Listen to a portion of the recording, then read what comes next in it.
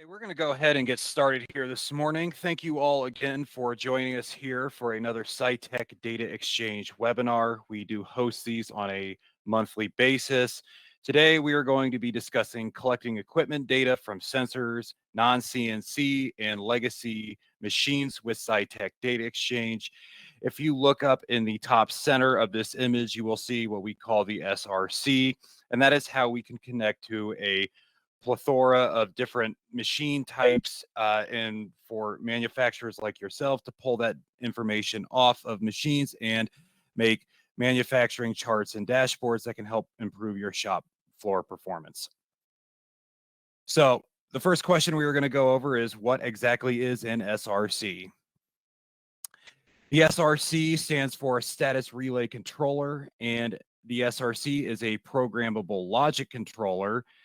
And the status relay controller is a low-cost hardware device that comes pre-programmed and ready to work with SciTech Data Exchange for monitoring your shop floor equipment.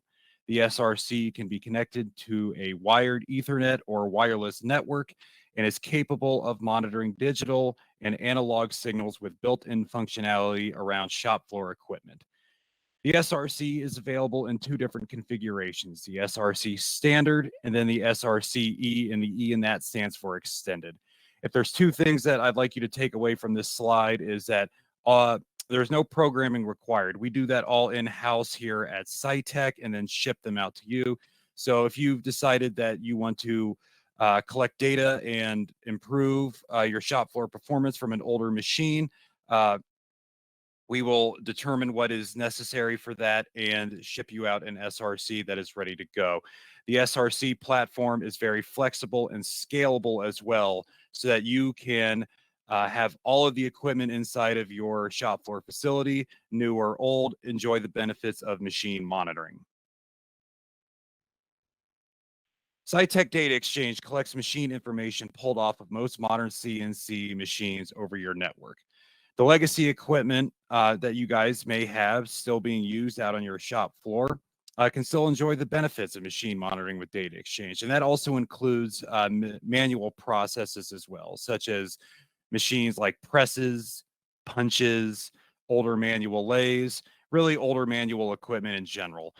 And if you look over on the right-hand side of the image, the SRC, you can see a bunch of different holes on the side, and those are inputs that can connect to these types of machinery. And there's two different kind of inputs on the SRC. We have digital inputs, and those can tap into common industry components such as stack lights or relays, as well as analog inputs.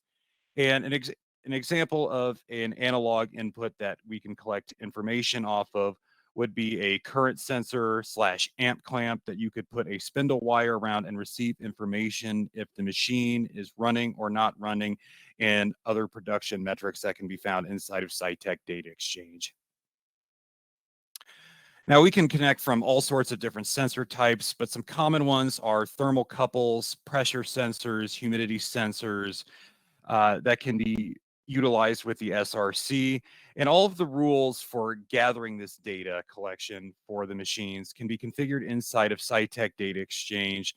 And there's also default rule collections as well to just get up and going very quickly and not spend a lot of time and worry about this. And all the data that is collected from this process is presented the exact same as data that is collected over Ethernet. So your manufacturing charts and dashboards are all still the same.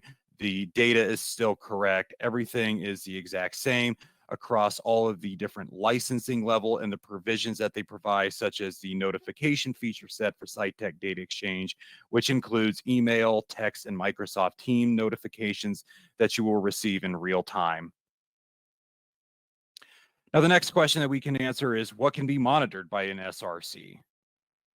So first, before really answering that, I'd like to go over the different connectivity types that are supported inside of SciTech Data Exchange. And if you look at this image inside of the desktop version of SciTech Data Exchange, next to the user tab, we have a connectivity tab.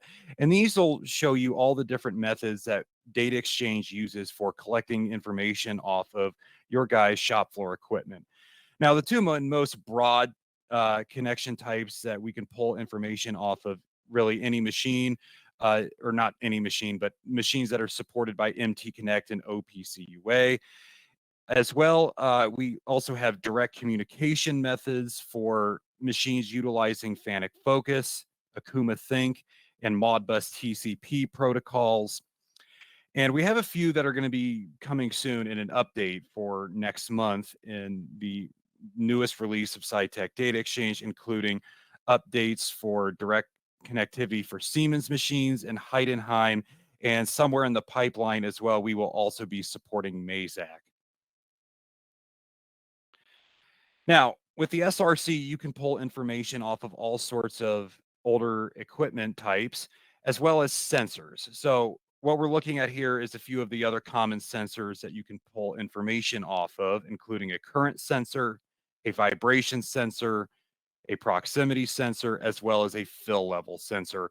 If your machine utilizes these kind of sensors, we can pull information off of them and you can still enjoy the same benefits of machine monitoring through SciTech Data Exchange with them. So I kind of already covered some of this, but what can be covered are CNCs, fabrication equipment. For those of you that are joining us that we met at FabTech, this applies to you guys. Another example would be a manual welder, and then sensors. And, I just showed you a few, but, we've had requests come in all over the board for things even like ovens that you can get, a thermocouple or a temperature sensor from, and even palletizers, you name it, data listeners, etc. Use cases. As I've already kind of covered, if you look at this image, the SRC is great for collecting information off of older CNC, manual processes, tapping into stack lights. Machines with no relays or stack lights can connect via an amp clamp into a spindle wire. And for aerospace manufacturers, a thermocouple can be embedded on a table that can collect temperature and humidity from the environment. So this is all great in theory, but it's nice to see things actually work in real time and, to show that it, like I said, works. So if you've had the opportunity to stop by any of the larger manufacturing trade shows in the last few years, such as Hughes Tech, Fab Tech, East Tech, West Tech, whatever tech, IMTS, you've probably seen this demonstration board that we have. And what you're looking at here is how we show this SRC work in real time by having a bunch of sensors onto a board and kind of simulating the cycle process of a machine. So if you look up there in the top left, we have a status relay controller. And then next to that, we have a current sensor, a relay, as well as a stack light with a stack light control, and then a temperature sensor below that. So what I'm going to do here is show you guys a video of all this actually working.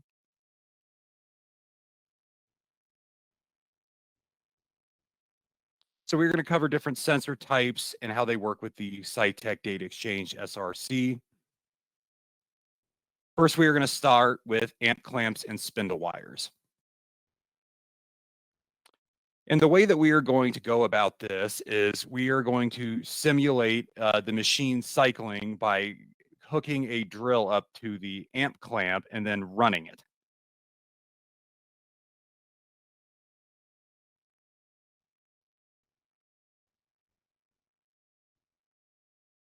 So as we can see, we have our demo station here. And in the top left, we have our status relay controller as well as the amp clamp next to it. Here I am running a drill, simulating that a machine would then be in cycle. So if you look here in the center, we have our demo station. And as you can see right now in the top left, the specific equipment status right now is in unknown downtime. But then as we are running that drill, we can watch it go from unknown downtime to in cycle, showing that the machine is running and then that it is collecting the amps off of a drill.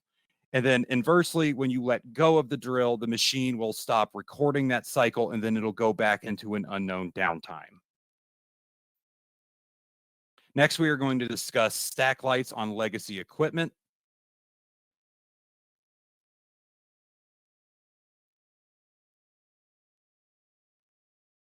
So here I am pressing the in cycle button on a stack light controller, and you can see in the top right that the green light is engaged, showing that it's going from unknown downtime to then in a normal cycle, simulating a machine running.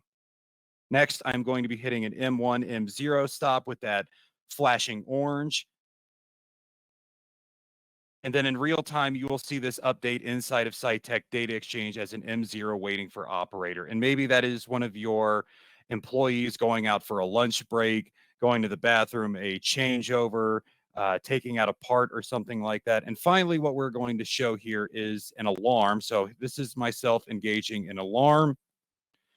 And as you see in real time, we have the blinking red light indicating that there is alarm, and then that reflects as well in real time inside of SciTech Data Exchange. Now, finally, we're going to be discussing thermocouples and heat sensors.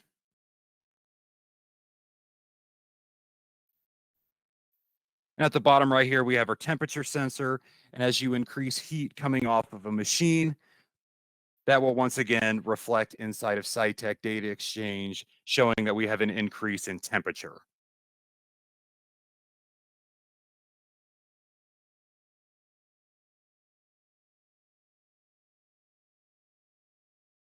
Now, moving forward, we have two different types of SRCs, and I'm going to be discussing both of them.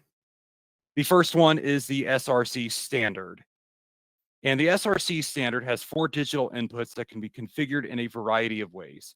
Each input can be configured to detect high or low signals, alternating signals, latch based on pulse or function as a counter. And this works well for monitoring machine conditions with a stack light, like I just showed you. Green for in cycle, yellow, orange for showing a hold, an M1, M0 stoppage, and then red for showing an alarm.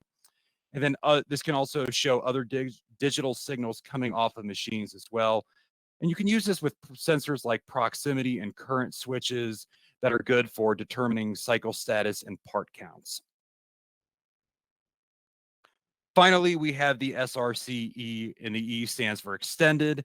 If you look over at the image on the right side, you can see that there is another module that is attached to it with more of those inputs. And the SRCE has all the functionality of the standard SRC, but with more options and choice of modules that you can add onto there for a variety of sensors that can be used with the SRC to monitor anything from machine health in addition to tracking utilization. And the choice of modules that you can get for this are both 4 analog inputs that run from 0 milliamps to 20 milliamps, 4 analog inputs for 0 to 10 volts, and then you can get another module that has 8 additional digital inputs as well.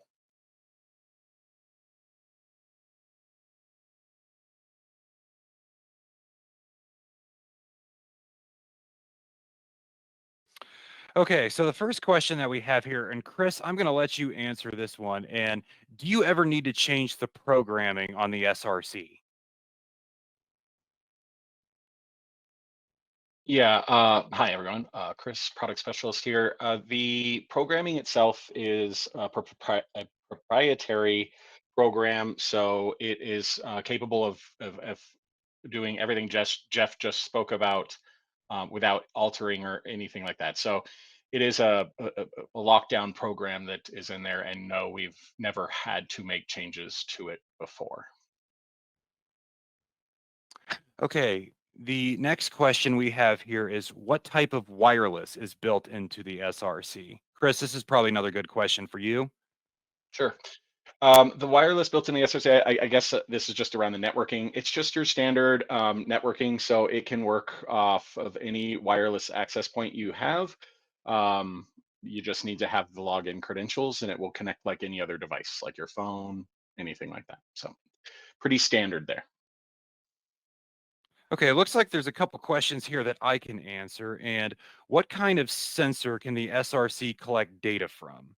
And the SRC can collect any sensor that is from 4 to 20 milliamps on an analog, and then also 0 to 10 volts with the extended module.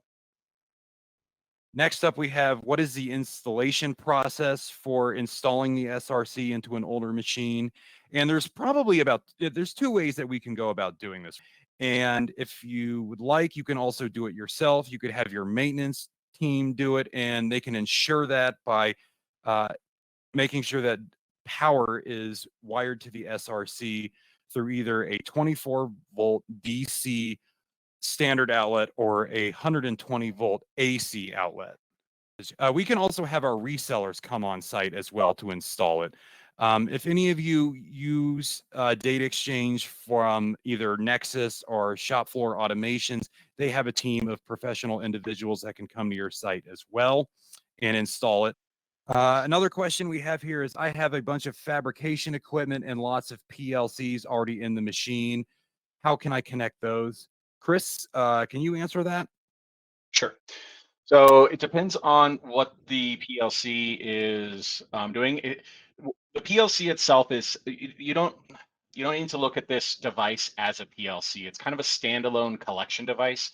It's not looking to alter or change any of the operations that are occurring on the machine. It's simply just tapping into wires to get those signals and then relaying that over to data exchange. So we could, depending on what kind of voltages are coming out of that PLC, if it's just 24 volts and then that's activating something on the machine, further along the line. We could just tap into those spots coming off the PLC directly if you know which one is doing what when the machine is performing a certain function. So if you have a machine with burners on it and maybe it has like a treadmill running parts through it, something of that nature. If you want to connect to multiple points on the machine to define the cycle or what's going on with the machine, you can do that. So you can say, okay, I want port 1 to be wired into the motor. I want port 2 to be wired into those burners, and both of those have to be active for me to say this machine is running.